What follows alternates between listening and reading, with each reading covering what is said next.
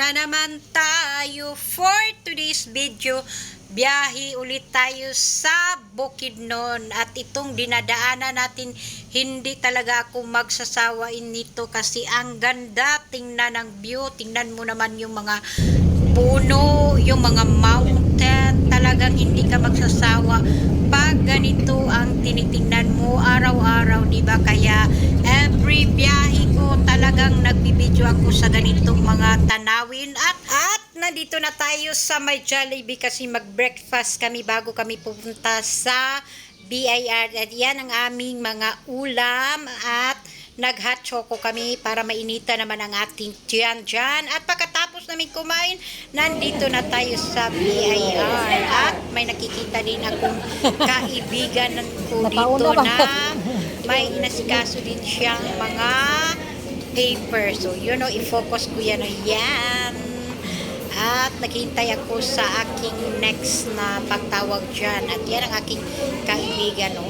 Yan. At namin sa BIR, pumunta muna kami sa ROD at pagkatapos dito na tayo sa Capitol Ground kasi nakita namin itong napakalaking Christmas tree at may nakalagay pa dyan na Merry Christmas and a Happy New Year. Tingnan nyo, kahit sa clouds, so parang painting ang clouds, napakaganda, diba? Oh, so lumapit kami dito sa Christmas tree kasi ang ganda, oh, may Merry Christmas and a Happy New Year pa dyan at dito libot-libot lang din na tayo. At dito sa may gilid, may kanya-kanya silang mga maliliit lang na Christmas tree, mga entry ito sa mga ahensya dito sa Bukidnon. At yung una kong natayuan doon ay Boseco yun, pero yung iba walang mga pangalan, yung iba hindi pa zero tapos ito. At dito picture lang tayo sa kada entry ng mga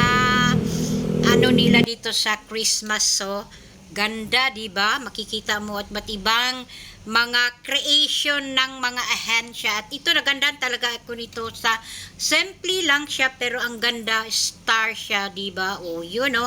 At dito kami, nag-rest muna kami dito kasi sobrang napagod kami sa paglalakad kasi maluwag kasi itong Capitol Ground at sarap din dito mag-standby kasi napakasarap ng hangin. Fresh kayo ang hangin dito. Yun o. Yan. Sobrang luwag, diba? Ang ganda tingnan. Yun o. Wow, ganda. At pagkatapos nito, nag-lunch muna kami sa Chowking. At pagkatapos ng Chowking, tapos namin kumain dito.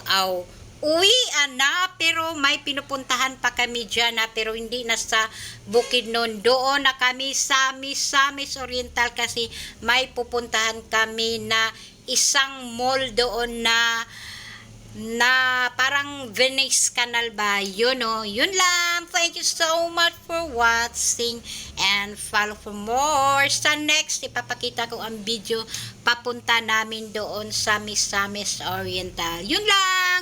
Bye!